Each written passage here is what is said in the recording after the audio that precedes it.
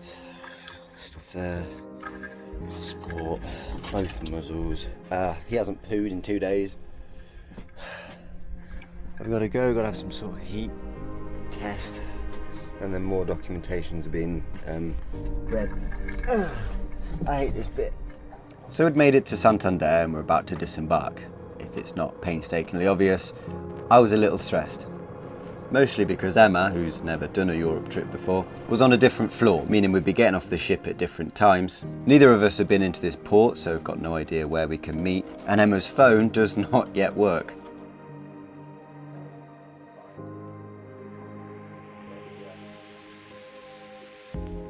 It was 6 AM and we were greeted to a very rainy and cloudy Santander. Not usually a time of day I'm familiar with. I just followed the queue of vehicles along the port, a little disconcerted seeing as I was in bed about 20 minutes ago.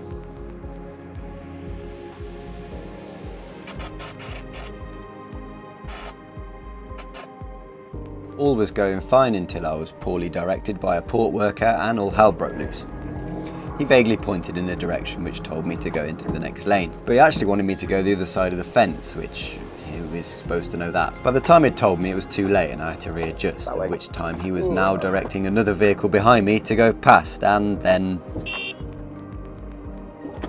Oh, not the best start to the day, but luckily we didn't collide. I got past the fence eventually, and it was onwards to passport control.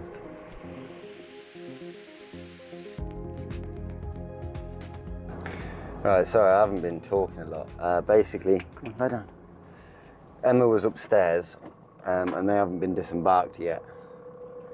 So, got to get through this bit, hopefully hassle-free. And then I've got to find somewhere really early to park up on, because Emma's phone also isn't working yet. Her SIM card hasn't activated, which just, you know, adds to the stress. There's police everywhere.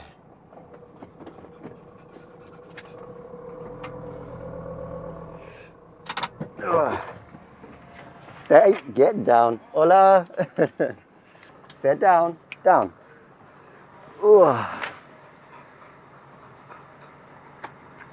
COVID thing? Oh, no. No? Ya está. Muchas gracias.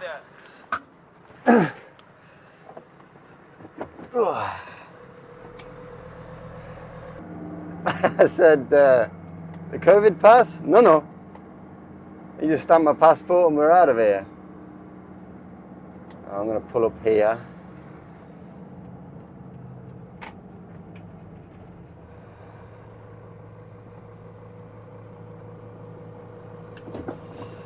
And wait for Emma. We're in Spain, lads. Oh my God.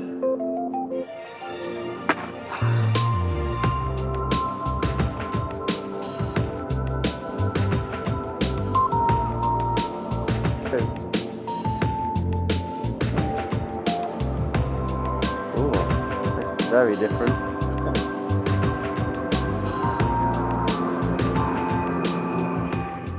Oh, God, any other circumstance, this would be a fun trip. These days, nah. And I nearly backed into a guy as well. Fucking, the guy told me to come over, and then he was telling me to go past the gate, so then I hadn't got enough, so I had to readjust. And this bloody overlander thing was just like trying to squeeze past me as I was reversing. It was like,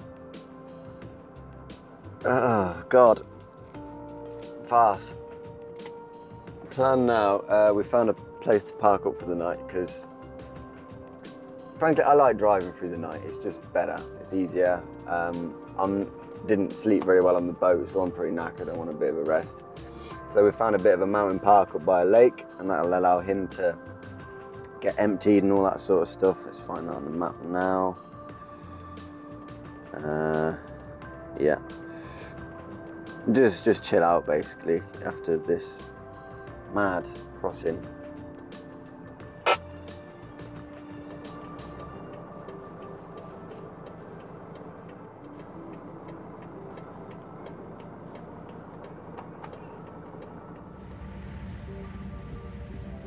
"20 minutes had gone by and still no Emma. Then me and the row of parked vehicles were confronted by a very angry Spanish policeman who shunted us further down the port to the customs area where my worst nightmare unfolded. I got pulled into the tent.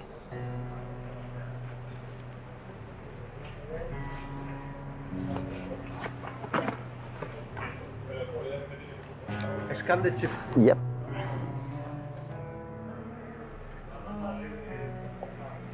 It's not that I've got anything illegal on board or anything like that, but you hear the stories. If they want to find something, they'll find something. And currently I have 7 officers inspecting my van and trailer. But at least the scariest looking one of the bunch was actually really friendly. This is an ambulance. Used to be, now camper van. Very nice. Thank you. Hey, get down. Yes. Can you open the trailer? Yep. Stay down. Stay. They now want to see what's inside the trailer. So I open the doors and the first thing you see is the giant blue water container that we've got for the land, and they all instantly hone onto that, using words you do not want to hear in customs. Empty. Water pump, but hydroponic one? Sorry? It's an hydroponic system, aquaponic. Water? No water. No water? No, empty. And any fresh food? No. No food, no vegetables, no onions, no... Potato? Potatoes?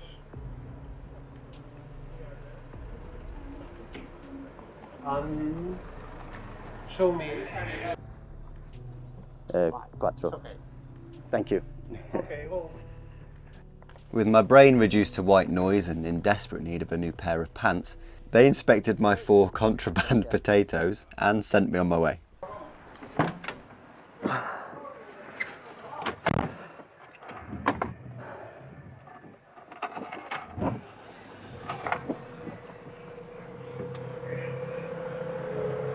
At least through this ordeal, Emma had managed to get through passport control, completely bypassed these checks and was waiting the other side of the tent for me.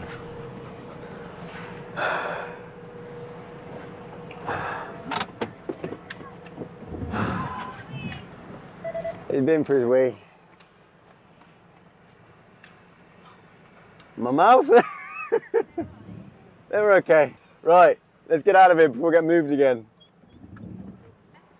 You just go straight through? Jammy. I thought I was going to hit the tent. So shit. Right. Oh, the weather outside's the weather. See that beige overlander thing coming up alongside you? Yeah. I nearly hit him. I got turned around and had to back up, but just as he was going past, it was all a big kerfuffle. I'm sure he can take it. Look at it, Jesus Christ. I guess it's this. With no clear signage on how to get out the port, this Mazda Bongo made a decision and we followed suit.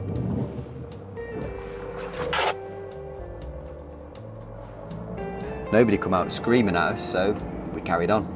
Job done, port ticked off, thank you.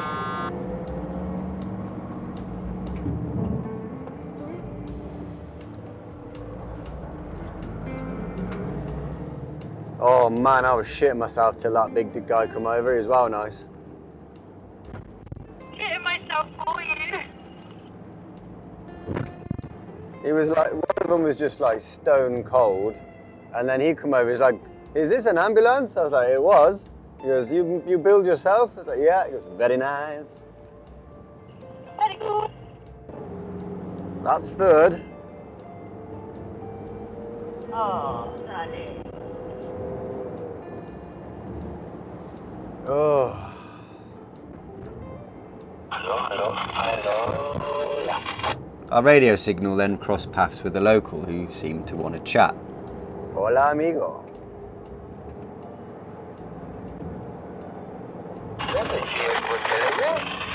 I then didn't understand what he said, so sheepishly put the radio down and drove away. It's so green! My head is melted. We were up at 6. I can't remember the last time I was up at 6. Yeah, and I'll regroup with you guys as well in a minute, because The battery's about to die as well, so bye. 15 minutes up the road was our park for the day spot, which was a camper van area for a local zoo, so we will park next to the elephants. Come on then. And now Lance could finally empty. He's done one.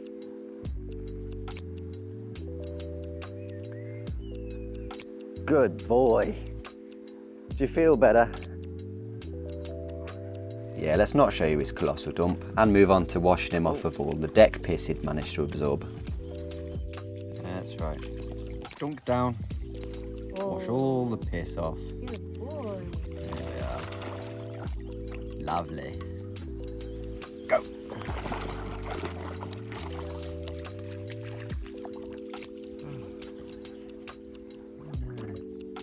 He does this all the time now when he swims. He just sort of sits in it and looks at it. You're an odd animal. We had some food, watched a movie and got our heads down for a few hours. Then that evening got the headlights prepped with the deflectors and started getting ready for the big drive down.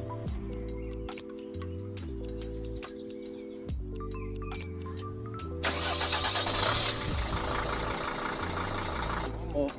Drop.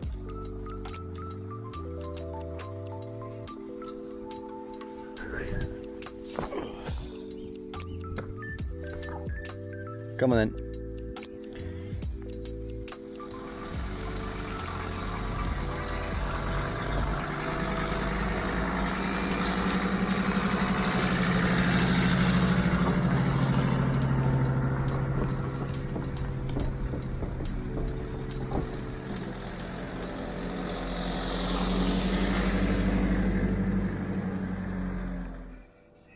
I've not seen much of northern Spain, having only really razzed through it to get where I need to go.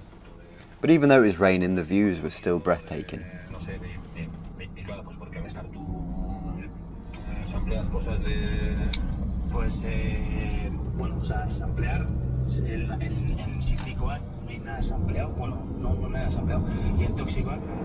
Oh man, I can't believe how green it is this side of Spain.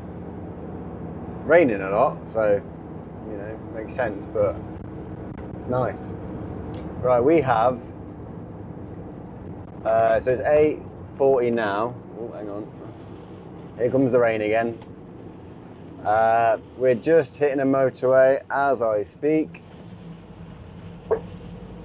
Jesus Christ. Really heavy rain. Here we go. Yeah, so it's 8:40 now PM. We're due to get to our waypoint at 2:37 AM. So yeah, we're looking at what, six and a half hours, something like that. Basically, we pulled into that spot and had a bit of a nap. Now we're going to get the hammer down, get some miles done, but just pull over whenever we're tired, basically. This is going to make things interesting. Emma is starting to ease into the whole driving thing. The drive here wasn't too bad. But yeah, it's basically just motorways now, so she's going to ease into it quite nicely, just sat behind me. From Santander down to, I don't know, I hope you can hear me, down to Valladolid, through Salamanca, and then in a really rural Portuguese border. But yeah, that's a long way until there. Other than that, there's not much really to say of interest, I'm not going to lie. I had hoped to get a lot more of this trip, but at the minute it's just, let's just get there. You know, that's the sort of mindset I'm in. Trailer is towing lovely still. I have been really nervous, in case it hasn't come across, about it all. But yeah, it's going all right. The van's sitting happily at 55. 60 at a push, but I don't want to push it, especially in this. Yeah, I've got food, snacks and coffee, and the light is very quickly disappearing. So it's just a night haul, and I love driving at night. I think I've said it before. I don't know, it's better. The van's happier, keeps it cooler, especially down these ways. You don't see all that much on most motorways, so you're not missing a lot views wise. And yeah, you're just sort of following the lights, you get a podcast on or some decent music, and the miles just seem to slip away a lot quicker than when it's in the day and there's no traffic. This road is dead. So that's it for a bit. There's not a fat lot to report, so yeah, just trying to get a few miles and drop out.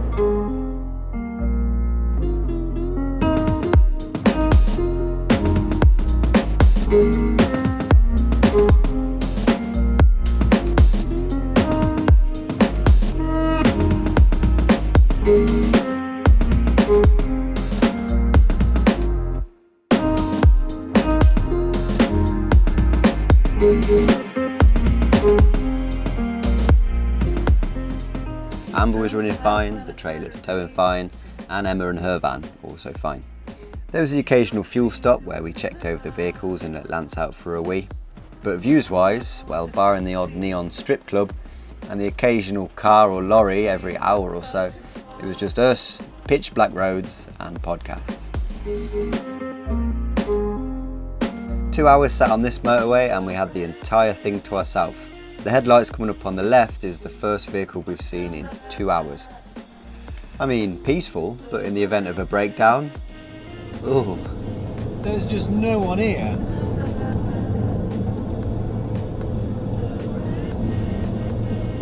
I'm back to nothing. A few more hours later and getting on towards the Portuguese border, the motorway had been shut for roadworks, so we had to take the rural lanes into Portugal. And still, not a soul. As we approached the first town, I'd forgotten that in Spain and Portugal, they like to put speed bumps on the entrances and exits of each town. I'll find us another treasure to hold on to the furthest storm. Well, it did its job, I suppose. Just at the top of this hill, I think it's Portugal border. Yeah, boy, did it. There it is. Oh, and instantly onto shit road. Oh wow. And Portugal, like Spain, was also a ghost town. The first and only vehicle we saw was a GNR patrol vehicle. They took a double take at the convoy as we went past, but didn't turn around and tail us, so we carried on. We'd come into Portugal really high up, so for the best part of an hour, we were heading downhill and meandering down some tight turns, and this started to cause problems for my brakes. Just had to pull over because we'll be going downhill a lot and the brakes started getting spongy. Yeah, they're a bit warm. Main concern is the trailer. It sounds like there's a brake hanging on it.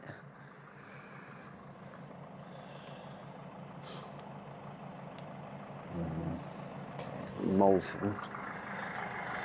Just the last thing I want is it buckling a bearing. I think we're all right. It's like an hour downhill. It's crazy. 1 more hour to go.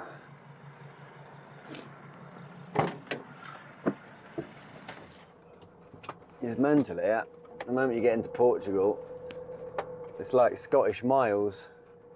Everything just takes a bit longer. We did debate pulling over sooner and getting our heads down, but it's like it'd just be more driving to do tomorrow in the daytime, probably a bit busier. And to be honest, I'd rather the towing part of this trip be over, especially on these roads. Like I say, a minute ago it was coming into a town and you could just hear an almighty noise coming from it, and I thought one of the brakes was hanging on, but I think it's just because the weight was pushing the trailer forward and onto the brake. It's sorted itself out now. But yeah, these downhill windy roads with that on the back is interesting. 5 to 3 a.m. But before I could finish my trail of thought, Whoa. Steady. Come on now. Again, having the manual gearbox. It's working wonders right now. Oh, this is not pleasant. We're like way up a mountain and we're just going down and down and down. And these brakes, I'm not happy. I'm having to use the gears more than anything, and that's putting strain on my brand new clutch.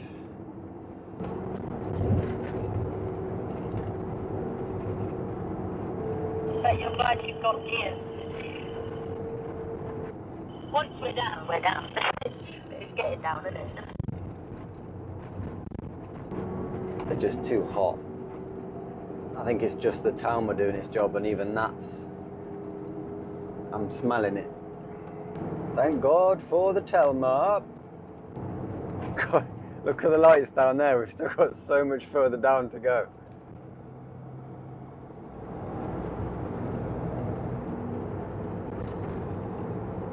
Do you know what? I'm gonna call it. This is pretty horrible.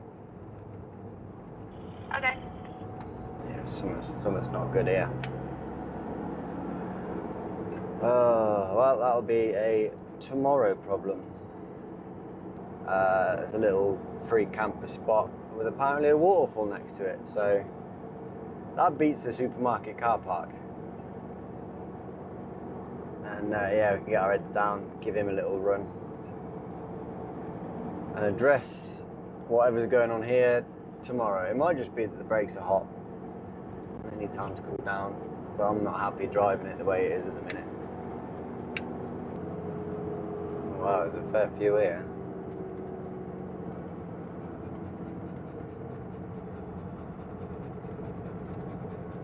So at 3:30 in the morning, we admitted defeat and called it a day. There was only 45 minutes left of the trip, but had we made it to the supermarket, it's shut. So it doesn't really make any odds whether parking here or in the supermarket. We'd still be doing our shopping tomorrow. Or wait, later on today. The vans were both filled to the brim, so we had a little shufties around to set a bed up in mine and got our heads down.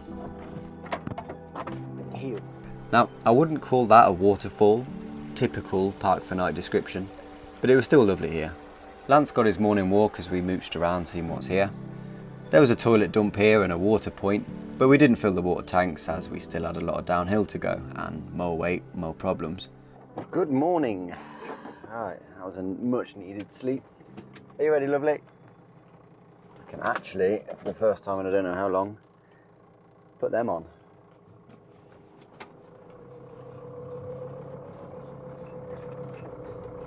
I gave the van and trailer's brakes a quick look over, but couldn't find anything, and after a little test run, they were back to normal, so it was just the heat. Satisfied with that, it was back on the road. Had a quick check over the brakes and the hitch. Trailer seems to be okay again. I think it was just that the brakes got hot last night. Yeah, it's running fine now.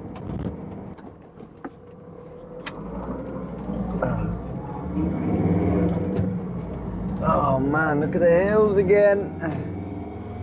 We're back. Yeah, it's the weirdest feeling being back. Having driven through the night and got the ferry through the night and all that, it's just gone and we're here really. Even the drive through Spain last night just flew by. We're just here. So I got some errands to run now, and then it's to the land, it's home. At least now driving in the day, we got to see our surroundings, and being back in Portugal, they did not disappoint.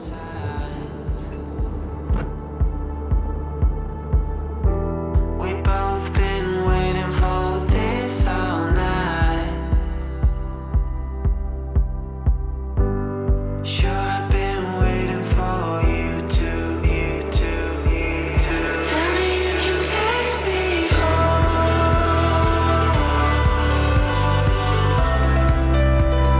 Tell me you can take me home.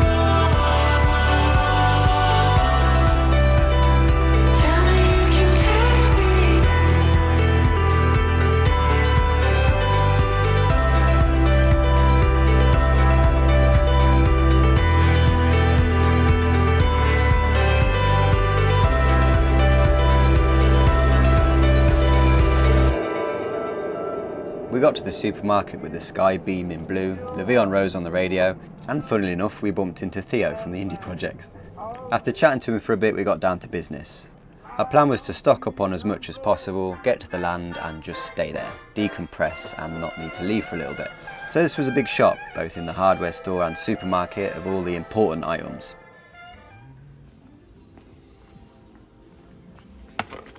Umbongo, done. With the chores now done, we could head back out of civilization to finish the last leg of the journey, the 45 minutes south to the land. The van so far had tackled the hills of Portugal with ease, but there's one hill in particular I've been dreading since the day I started building the trailer, knowing I'm going to have to lug this thing up it. Oh, it's a doozy. Second gear. But with all the work done to the van and the fact that it's now manual has transformed the way it tackles hills and obstacles. You can never really gauge steepness and depth on camera, but this hill is a good, I don't know, 30-35 degrees in places, topped with multiple sharp bends that just throw out all your momentum. Version 1 of Amber struggled on this hill in Leyden. The day we picked up the deck we almost didn't get up it. It's a beefy hill. But now, granted in second gear, but towing and filled to the brim, well, we're still climbing. Oh, it's smelling hot. We're temp third. We can do third. I got third. Third?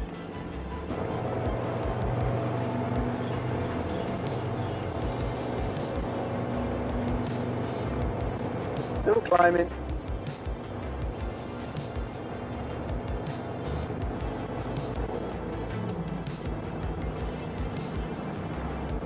Oh, fourth may have been a bad move. Eventually we made it to the top where everything started to flatten out, and that was yet another angsty moment of this trip that I've been dreading for a long time ticked off. And now with just a few kilometres left before we leave the tarmac and start hitting the dirt tracks, I'd hit a strange sort of dream state where none of this really felt real. Barring getting the vans and trailer onto the land and parked up, every one of my worries about this trip built up over the last year were over. And that felt, I don't know. It's quite a hard feeling to describe right now. Being back here, it's a good feeling, I'm excited, but I can't put my finger on it. I think because we spent over a year having everything fell through with the residency and basically given up on that. We genuinely didn't think we were getting it. And then with Brexit kicking in and then COVID and everything just going down the pan. The van dying and being stuck in England for over a year and all the bullshit in between. I just really lost the faith in what I was doing. And oh dear, that's a dead wasp and another one. Yeah, it's kind of a hard feeling. Because for the longest time, it just felt like I was trying to live out a silly fantasy that I'd dreamed about for so long. But it was just that, it was just a fantasy and it was never going to come true. And then when we left here, it was so abrupt, so like we didn't even really get a chance to close everything down. It was just, right, load the van up quick and go. So I guess there was just that fast termination that just...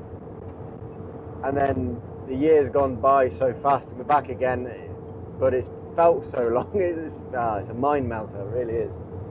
We'd worked so hard during a time when the world was just in an utter shit state. We had no idea what we were doing. Half the time we weren't allowed to really leave, we were supposed to be locking down. And for the longest time it was just the best thing. And then it just went south so fast. And then, you know, we got forced back to England because of the hotel quarantine, and the rest is history. I hid a lot of it away from here and everyone, friends, family, the lot. But yeah, I struggled this year. I mean, everybody has, haven't they? But a lot of dreams got crushed. and including mine.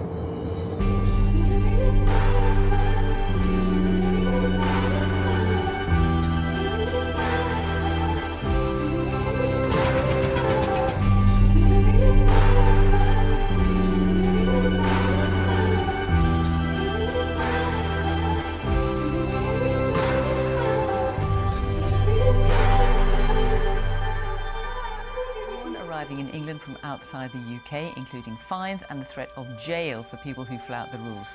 But it's just a sweet, sweet fantasy, baby. When I close my And the residency's still not sorted. It's all turned into a bit of a nightmare. It's so deep in my daydreams, but it's just a sweet, sweet fantasy, baby. I want you so bad. I want you so bad. I want you so bad.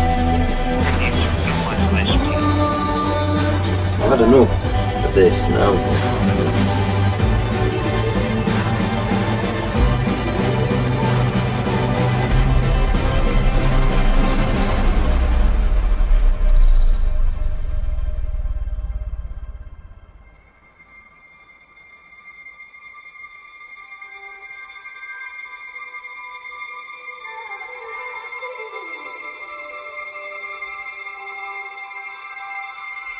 But it's just a sweet, sweet fantasy, baby. When I close my eyes, you come and take me. It's so deep in my daydreams.